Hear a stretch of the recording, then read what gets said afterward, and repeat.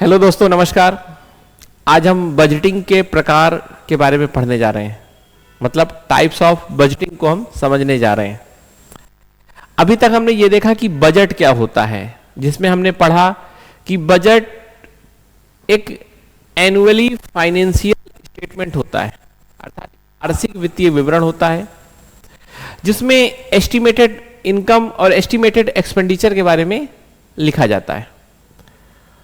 और किसी भी देश का जो उद्देश्य होता है बजट को लेके, economically, politically, societal point of view से होता है। इकोनॉमी के पॉइंट ऑफ व्यू से अगर देखें तो जो बजट का रोल होता है वो होता है रिसोर्स के यूज में इफिशियंसी को बढ़ाना, ऑप्टिमाइज करना, या ज्यादा इफेक्टिव वे में प्लानिंग करके रिसोर्स को यूज करना। वहीं डेमोक्रेटिक पॉइंट ऑफ व्यू से अगर देखें या पॉलिटिकल पॉइंट ऑफ व्यू से देखें तो जो बजट का सबसे मेन रोल होता है वो होता है फाइनेंशियल अकाउंटेबिलिटी को क्रिएट करना, अर्थात राजकोषीय उत्तरदायित्व की भावना को स्थापित करना।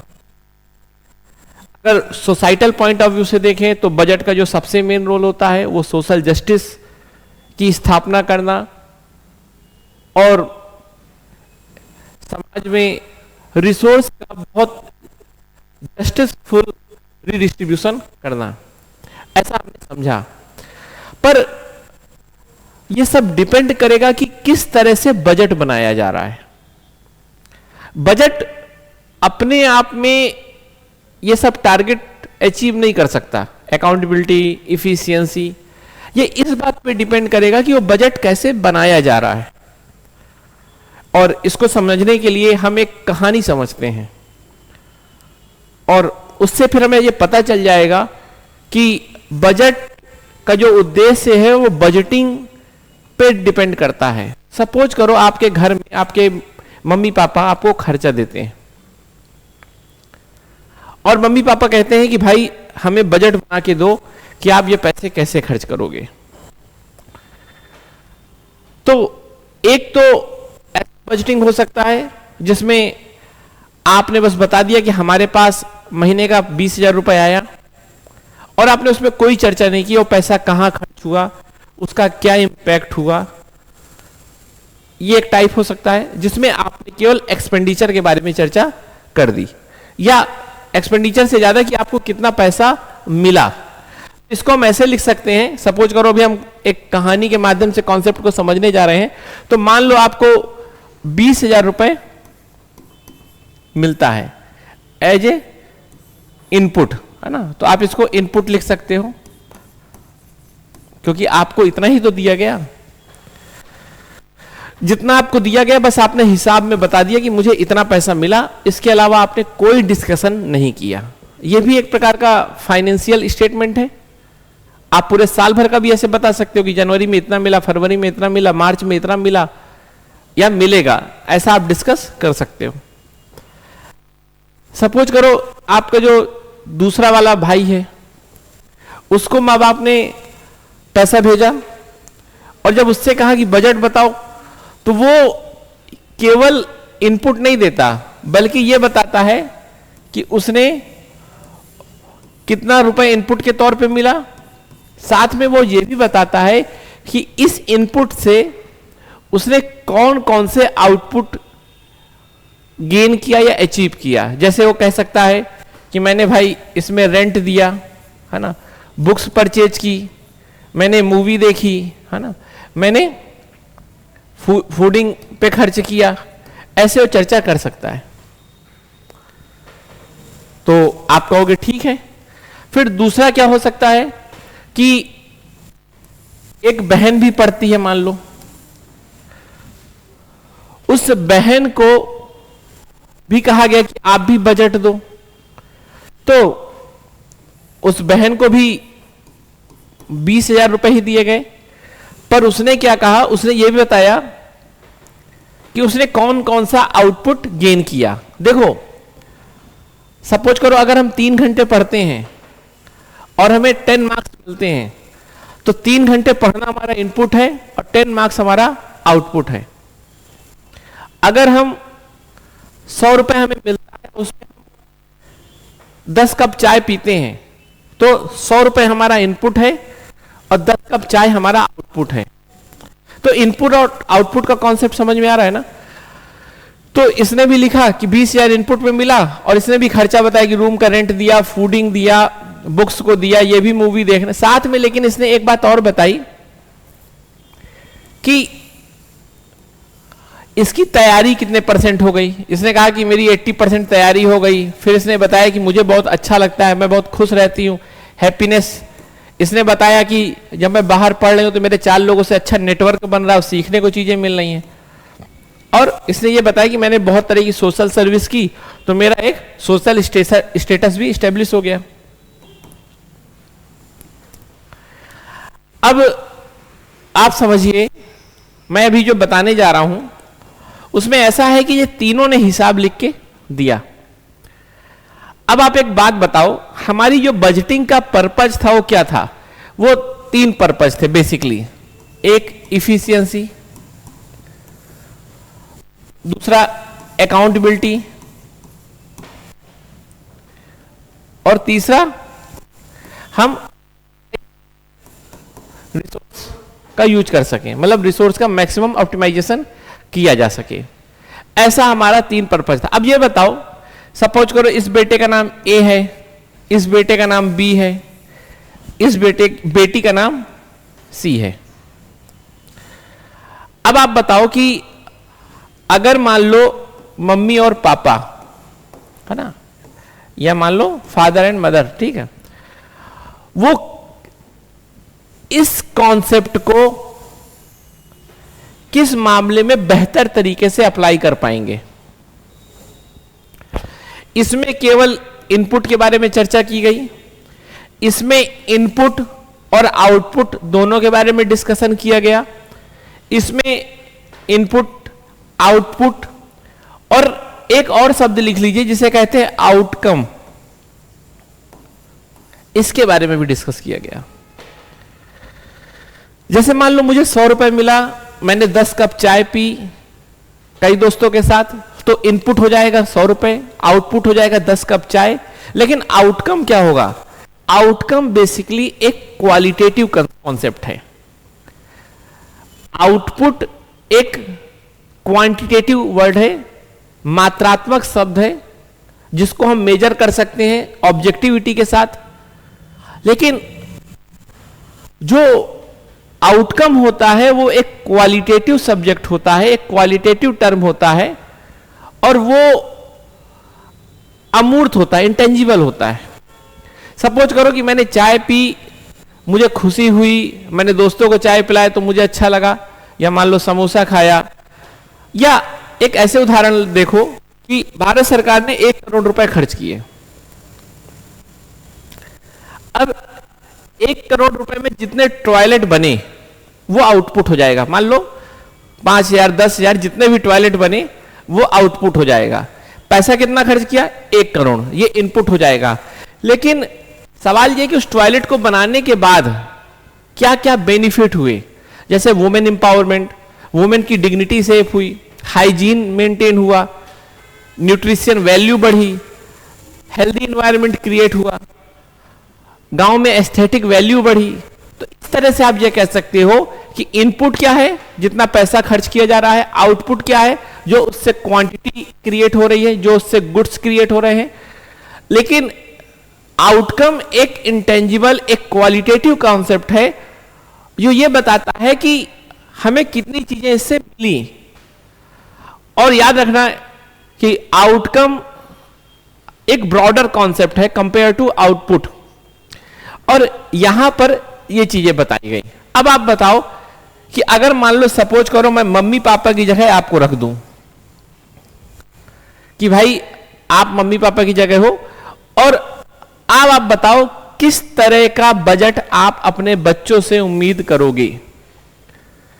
आपको कैसा एग्जाम्पल बताओगे बच्चों को, और आपको ये 3 चीजें चाहिए क्योंकि आपको पता है इफिशियंसी, अकाउंटेबिलिटी और ऑप्टिमाइजेशन या विजडमफुल यूज ऑफ रिसोर्स ये क्रिएट करना है। अगर समझदारी के साथ रिसोर्स यूज करना है, प्रायोरिटी के साथ रिसोर्स यूज करना है, जस्टिस क्रिएट करना है, तो आप मुझे ये बताओ कि इन तीनों में आप किस तरह के बजट को कहोगे कि बनाओ, आप इसकी बात करोगे।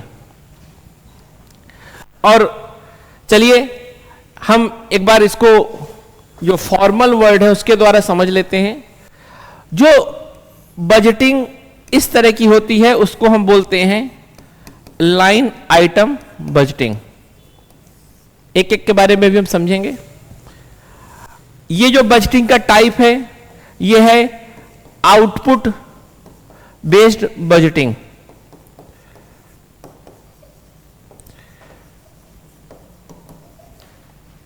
और जो इसमें सबसे अच्छा लगा ये है आउटकम बेस्ड बजटिंग। तो हमने समझा कि लाइन आइटम बजटिंग क्या होता है, जो इनपुट बेस्ड होता है, जिसमें केवल और केवल एक्सपेंडिचर कितना अमाउंट का किया जा रहा है इस पे ध्यान देते हैं। समझना मेरी बात को। अब एक एक चीज हम समझ रहे हैं। अब हम समझते हैं पहला जो बजटिंग का आइटम है वो है लाइन आइटम बजटिंग। ये बड़ा स्ट्रेट फॉरवर्ड होता है, इसमें मतलब ज्यादा दिमाग नहीं लगाना पड़ता। इस टाइप ऑफ बजटिंग में हम केवल क्या लिखते हैं, जितना पैसा खर्च किया जा रहा है। तो ये एक्सपेंडिचर ओरिएंटेड होता है। क्या होता है? एक्सपेंडिचर ओरिएंटेड होता है, इनपुट बेस्ड होता है। इसमें इस बात पे चर्चा नहीं की जाती कि क्या आउटपुट होगा, क्या आउटकम होगा। और ये सबसे ट्रेडिशनल तरीका है बजटिंग का। और इसकी पॉजिटिव बात क्या है, इसमें मतलब क्या प्रो है, क्या एडवांटेज है, और सबसे है कि ये सबसे इजी होता है। बहुत आराम से ये बजटिंग हो जाती है, क्योंकि इसमें ज्यादा माथा पच्ची नहीं करना पड़ता। आपको बस लिखना ही है कि कितना पैसा दिया। सपोज करो अगर भारत सरकार इस तरह का बजट बनाती होगी तो लिख देगी शिक्षा में इतने 100 करोड़ मतलब खर्च किया, हाइजीन में इतने 100 करोड़, डिफेंस में इतने 100 करोड़ रुपए खर्च किया, है ना, टीचरों को इतनी सैलरी दी, रेलवे में इतना पैसा खर्च किया। ऐसे केवल ये बता देगा इतना इतना पैसा खर्च किया, और उसमें कुछ भी और एक्स्ट्रा नहीं लिखा जाएगा। तो that is line item budgeting. सरल होता है बहुत बनाने में, इजी टू अंडरस्टैंड होता है। अब इसकी लिमिटेशन क्या है या इसकी कमियां क्या है? तो जो सबसे बड़ी इसकी कमी है वो है कि इसमें अकाउंटेबिलिटी उस लेवल की नहीं मेंटेन हो पाती जिस लेवल की आउटकम बेस्ड बजटिंग से होती है।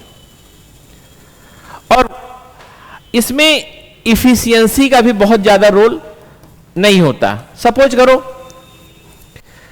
आपने बस बता दिया कि मुझे 20,000 रुपए आया और कुछ वर्णन ही नहीं किया कि आप कहां खर्च कर रहे हो, उससे क्या फायदा मिल रहा है।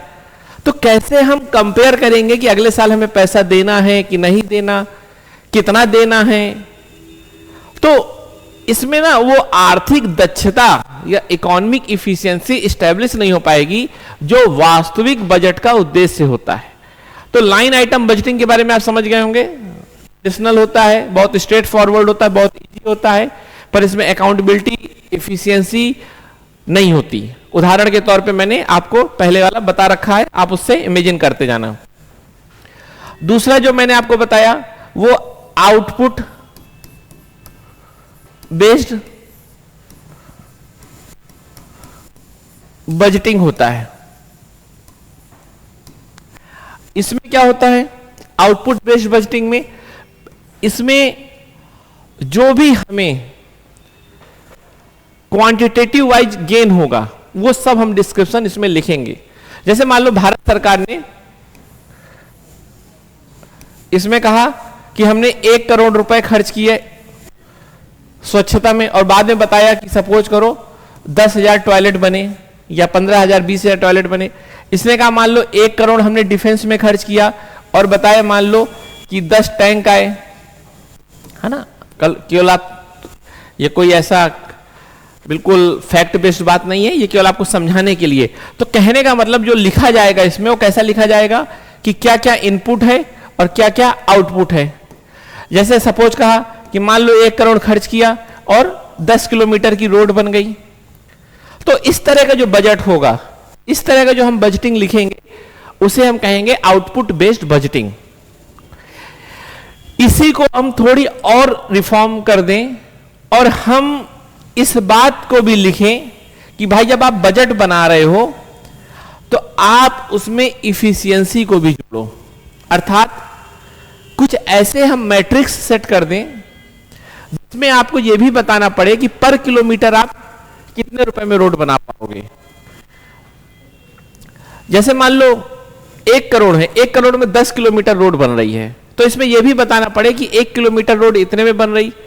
और इससे क्या होगा ना, हम ये तय कर पाएंगे कि ये इफिशिएंट वे है, क्योंकि हम कंपेयर कर पाएंगे दूसरे देश के साथ, हम कंपेयर कर पाएंगे प्रीवियस बजट के साथ, और कहीं ना कहीं हम अगर हर चीज को उसकी परफॉर्मेंस के आधार पे देखने लगे, देखना ये इनपुट हो गया, अगर हम इतना बस लिख दें तो ये इनपुट है, हम ये दोनों लिख के अगर दें तो ये आउटपुट हो जाएगा। पर यहां पर हम ये भी बताएं कि पर यूनिट या पर यूनिट एक्सपेंडिचर हमें कितनी चीजें मिल रही हैं, तो ये परफॉर्मेंस हो जाएगा। क्या हो जाएगा? परफॉर्मेंस।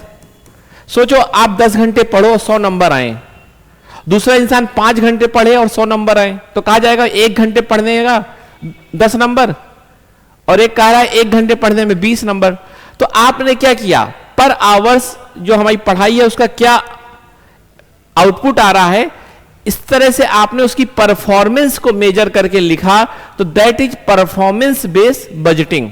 और याद रखना, आउटपुट बेस्ड बजटिंग को जब हम एक और कदम आगे बढ़ाते हैं, उसको हम ऐसे मैट्रिक्स के साथ अलाइन कर देते हैं जिसमें हम उसकी इफिशियंसी को देख सकें कि जितना हमारा एक्सपेंडिचर हो रहा है उसके कंपेयर में कितना आउटपुट आ रहा है, that is performance based budgeting. याद रखना, इसमें हम आउटपुट जो आता है और जो इनपुट खर्च होता है, हम ये देखते हैं कि कितना इफिशिएंट वे में खर्च हुआ। केवल ये नहीं है कि आपने 10 घंटे पढ़ा 100 मार्क्स आ गए, that is not sufficient. Sufficient ये है कि 1 घंटे में आपका कितना मार्क्स आता है, और फिर हम इसको और दूसरे तरह से कंपेयर करेंगे जिससे हमें अकाउंटेबिलिटी फिक्स हो सके, हम ये बात कह सकें कि आपकी पढ़ाई की उतनी इफिशियंसी नहीं है जितनी बेहतर होनी चाहिए। या ये कहिए कि जब सरकार इस तरह की बजटिंग बनाएगी तो सरकार के ऊपर एक दबाव रहेगा इफिशियंसी को बढ़ाने का। तो इस तरह से हमने ये समझा कि कैसे परफॉर्मेंस बेस्ड बजटिंग होता है, उसमें हम इफिशियंसी पे फोकस करते हैं, और ये कह सकते हो इनपुट से ज्यादा फोकस आउटपुट पे करते हैं या इफिशियंसी पे करते हैं। याद रखना, performance based budgeting basically efficient होने की बात करता है या इफिशियंसी सेंट्रिक एक बजटिंग प्रोसेस है। इतनी बातों को दिमाग में रखना, दक्षता की बात करता है। तो याद रखना, हमने पढ़ा आउटपुट बेस्ड बजटिंग, इसके बाद का एक कॉन्सेप्ट हमने पढ़ा परफॉर्मेंस बेस्ड बजटिंग। वहीं अगर हम नेक्स्ट लेवल की बात करें जिसको हम कहते हैं आउटकम बेस्ड बजटिंग, जब हम इसकी बात करते हैं तो इसमें हम इनपुट कितना एक्सपेंडिचर हो रहा है इसकी चर्चा करेंगे, कितना आउटपुट हो रहा है इसकी चर्चा करेंगे, कितना उसका आउटकम मिल रहा है हम इसकी चर्चा करेंगे।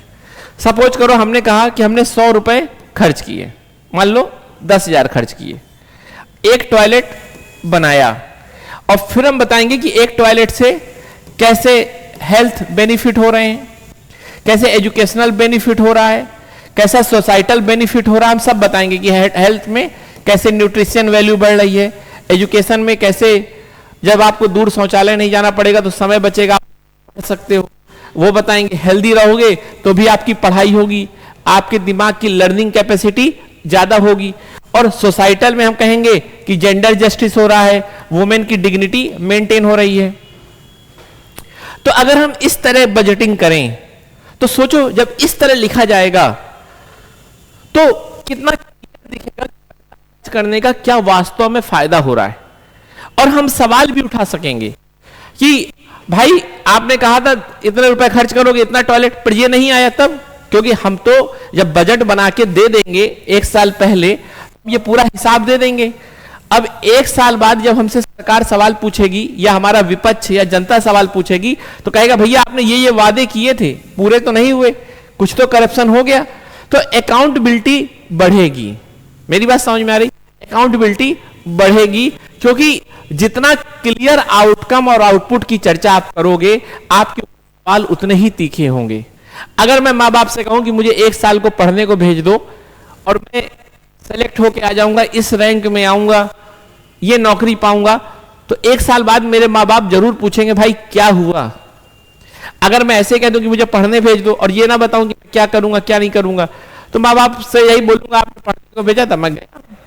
तो माँ बाप किस तरह से कड़ा अनुशासन या अकाउंटेबिलिटी फिक्स कर पाएंगे? इस तरह से। तो याद रखना सरकार के साथ भी यही चीज है कि सरकार पे अगर हमें फिजिकल अकाउंटेबिलिटी फिक्स करनी है तो हमें कहीं ना कहीं आउटकम बेस्ड बजटिंग को अपनाना पड़ेगा। और सबसे अच्छी बजटिंग का तरीका यही होता है। इसमें सबसे बेसिक बात क्या है, जो सबसे अच्छी बात है कि ये फिजिकल अकाउंटेबिलिटी को बहुत अच्छे से मेंटेन करता है। पर इसमें जो सबसे निगेटिव बात है या जो इसका लिमिटेशन है वो ये है कि जो आउटकम होता है वो बहुत क्वालिटेटिव होता है, गुणवत्ता होती है। देखिए आप एक टॉयलेट को तो मेजर कर लोगे कि भैया ये बना एक टॉयलेट, पर इन चीजों को कैसे मेजर कर पाओगे? क्योंकि ये बहुत सब्जेक्टिव चीज होती है।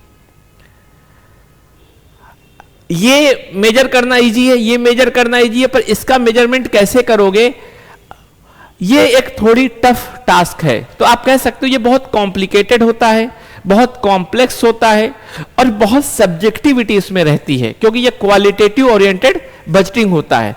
तो इस तरह से आप इसके प्रो एंड कॉन्स या कहो एडवांटेज और लिमिटेशन पे चर्चा कर सकते हो। और देखो यूपीएससी कभी आपसे ये नहीं पूछेगा टाइप्स ऑफ बजटिंग बताओ, आपको कहीं ना कहीं ये सब वर्ड लिखने हैं।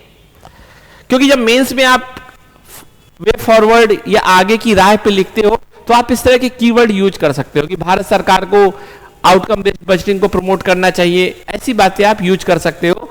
ये आप तभी लिख पाओगे जब आपके दिमाग में इसका कॉन्सेप्ट होगा। एथिक्स के पेपर में आप लिख सकते हो जहां अकाउंटेबिलिटी जैसे शब्दों को यूज किया जाए। तो इस तरह से हमने देखा कि इनपुट बेस्ड या लाइन आइटम बजटिंग क्या होती है, आउटपुट बेस्ड बजटिंग क्या होती है, परफॉर्मेंस बेस्ड बजटिंग क्या होती है, और यह समझा कि आउटकम बेस्ड बजटिंग क्या होती है। याद रखना जो परफॉर्मेंस बेस्ड बजटिंग है वो बेसिकली एक शॉर्ट टर्म में इफिशियंसी देखती है। अगर 100 रुपए में मान लो 10 कप चाय पी रहे हैं या 100 रुपए में 20 कप चाय पी रहे हैं तो परफॉर्मेंस किसमें अच्छा है ये मैटर करता है। तो ये शॉर्ट टर्म का है, लेकिन आउटकम की जो बात होती है वो लॉन्ग टर्म में है कि भविष्य में कैसा लगेगा। तो ये कहीं ना कहीं सबसे बेटर एक तरीका है अगर लॉन्ग टर्म के पॉइंट ऑफ व्यू से देखा जाए, अगर सोसाइटी के पॉइंट ऑफ व्यू से देखा जाए, लेकिन टेक्निकलिटी के पॉइंट ऑफ व्यू से देखा जाए, या मान लो केवल फाइनेंशियल या इकोनॉमिकल पर्पस से देखा जाए तो परफॉर्मेंस बेस्ड बजटिंग का भी एक रोल होता है। और इतनी चीजों को आपने समझा। अब दो तरह के और टाइप्स हैं, एक जेंडर बेस्ड बजटिंग और दूसरा जीरो बेस्ड बजटिंग। ये दो और हैं, इनको अभी हम समझते हैं तो चीजें और भी स्पष्ट हो जाएंगी और सारे जो बहुत इंपॉर्टेंट टाइप्स ऑफ बजटिंग है वो हमने पढ़ लिया। तो चलो अब हम पढ़ते हैं जो सबसे इंपॉर्टेंट और है, जीरो बेस्ड बजटिंग।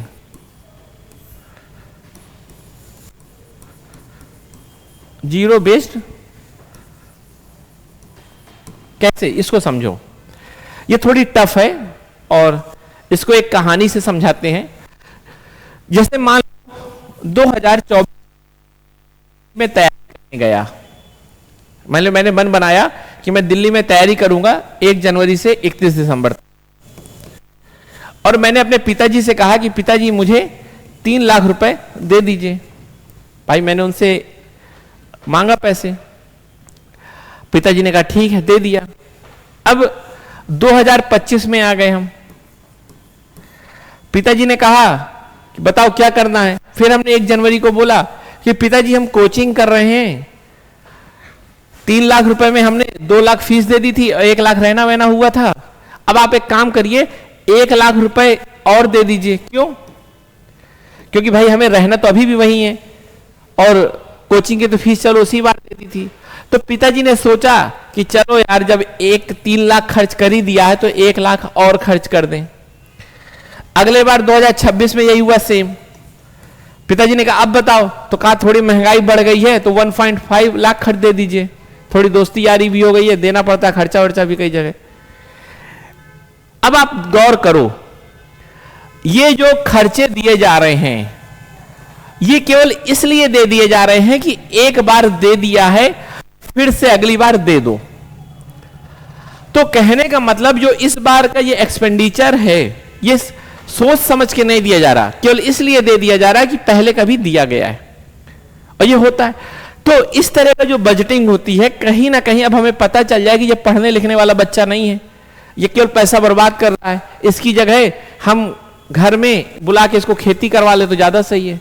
तो हो सकता है कि जब इस बार पैसा खर्च किया और 2025 में पूछा बच्चे से कि बताओ भाई क्या करना है, तो कहे पापा जी 3 लाख खर्च कर दिए हैं तो एक बार और दे दीजिए। पापा जी कहेंगे नहीं बेटा नहीं होगा, हम नहीं देंगे।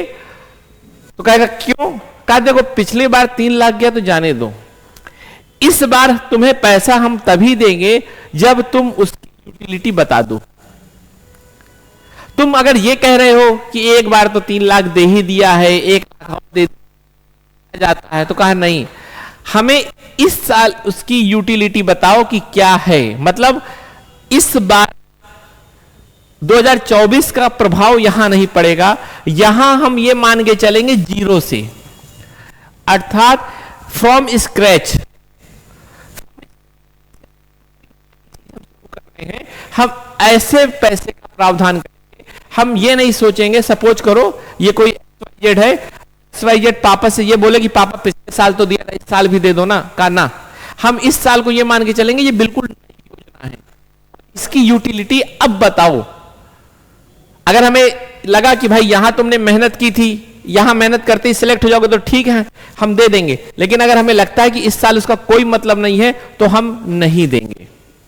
सपोज करो दिल्ली से लेकर मुंबई का एक हाईवे बन रहा है, सरकार ने उसके लिए 10,000 करोड़ रुपए दे दिए, 2 साल से हाईवे बन रहा है, तीसरे साल इसलिए सरकार पैसा दे कि उस काम शुरू कर दिया था उसको आगे बढ़ाना है, पर ऐसा नहीं, तीसरे साल सरकार पूछेगी ट्रांसपोर्ट मिनिस्ट्री से कि इसकी यूटिलिटी बताओ।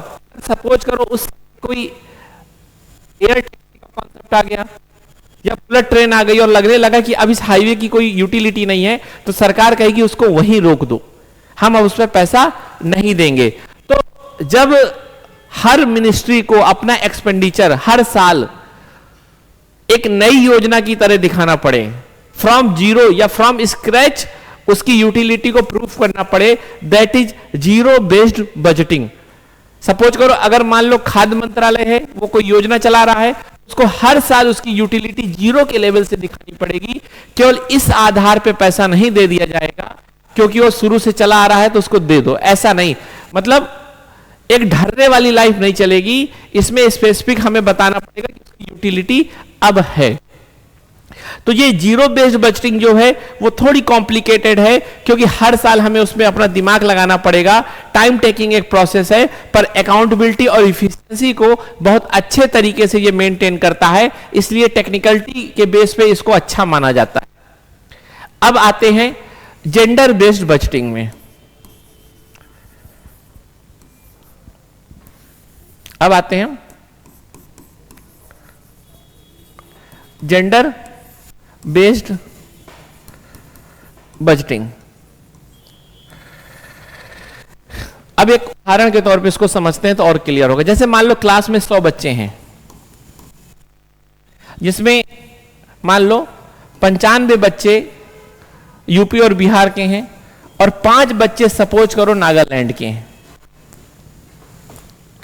अब हुआ क्या कि इन 100 बच्चों को मैंने 100 रुपए दिया और मैंने कहा कि जाओ 100 रुपए का कुछ खा लो अपने लिए। तो होगा क्या कि आपको पता है कि 95 लोग मेजॉरिटी पे हैं, सारे डिसीजन इन्हीं से प्रभावित होंगे, और ये 5 लोग माइनॉरिटी पे हैं या कमजोर हैं। तो जो 100 रुपए खर्च होगा वो आपको भी पता है कि इन्हीं 95 के अकॉर्डिंग खर्च हो जाएगा, अतः इन्हीं 95 में पूरा 100 रुपए खर्च हो जाएगा और इन 5 लोगों को शायद कुछ ना मिले क्योंकि ये बेचारे कमजोर हैं या इनकी आवाज ज्यादा नहीं है। तो ये एक इस तरह से एक समस्या हो सकती है। और इस समस्या को रोकने के लिए अगर हम ये कहें कि जब भी हम इनको खर्च देंगे, हम अगर बोलें कि इनको अगर हम 100 रुपए दे रहे हैं तो उसमें बहुत क्लियर बोल देंगे कि 95 रुपए इन बच्चों के लिए है और 5 रुपए इन बच्चों के लिए है। तो कहने का मतलब ये जो बजटिंग होगा इसमें किसी के साथ अनजस्टिस नहीं रहेगा, अर्थात जिसका जो हिस्सा है उसको वो मिल जाएगा और सबकी ग्रोथ और सबकी डेवलपमेंट होगी। यही बात आप समाज में देखिए कि जब बजट बनाया जाता है और उसमें जो पैसा आता है वो ज्यादातर कहीं ना कहीं पैट्रियार्कल सोसाइटी का इंपैक्ट एक दिखता है और पुरुषों पे उसका प्रभाव ज्यादा दिखता था और महिलाएं उस ग्रोथ या डेवलपमेंट की अपॉर्चुनिटी को मिस कर जाती थी। इसीलिए सरकार ने कहा कि अब जो भी पैसा दिया जाएगा योजना में, उस पैसा में यह भी बताया जाएगा उस रुपए में कि इतना महिलाओं के लिए स्पेसिफिक है। जैसे मान लो करोड़ रुपए दिया कि टॉयलेट बनने हैं, तो 10 करोड़ में 5 करोड़ के जेंट्स टॉयलेट, तो 5 करोड़ रिलेटेड होगा लेडीज टॉयलेट से। तो कहने का मतलब जो भी फंड रिलीज होगा उस फंड में यह भी बताया जाएगा कि महिलाओं के लिए क्या स्पेसिफिक अमाउंट है। तो जेंडर बेस्ड अकाउंटेबिलिटी यहां पर बढ़ेगी, जेंडर जस्टिस का कॉन्सेप्ट आएगा, या ये कहिए इंक्लूसिव या पार्टिसिपेटिव बजटिंग होगी। तो यहां से मैंने आपको जेंडर बेस्ड बजटिंग के बारे में भी एक कॉन्सेप्ट दिया और आपको ये पढ़ के समझना है और इसको दूसरे तरीके से यूज करना है, क्योंकि ये ऐसा नहीं कि मात्र एग्जाम में सीधे ऐसा पूछा जाए, आपको ज्यादा से ज्यादा ये कीवर्ड यूज करने हैं। तो जेंडर बेस्ड बजटिंग के बाद आपको समझ में आ गया होगा कि अगर कोई योजना है जिसमें अगर 1 लाख रुपए दिया जा रहा है तो यह भी बताया जाएगा कि महिलाओं को इसमें क्या मिलेगा, क्योंकि यह माना जाता है कि समाज में महिलाएं कमजोर हैं, पैट्रियार्की के कारण पीछे हैं और वो रिसोर्स को उतना अच्छे से एक्सेस नहीं कर पाती। इसलिए एक प्रोएक्टिव स्टेप उठाया जाता है और जेंडर जस्टिस के पॉइंट ऑफ व्यू से बजट को तैयार किया जाता है, जिसका पर्पज कहीं ना कहीं वुमेन एम्पावरमेंट या जेंडर जस्टिस को स्टेब्लिश करना होता है। तो इकोनॉमी कैसे सोसाइटी को लिंक करती है, एक बहुत अच्छा एग्जांपल यहां से आप देख सकते हो। मुझे उम्मीद है कि आपको समझ में आया होगा। धन्यवाद।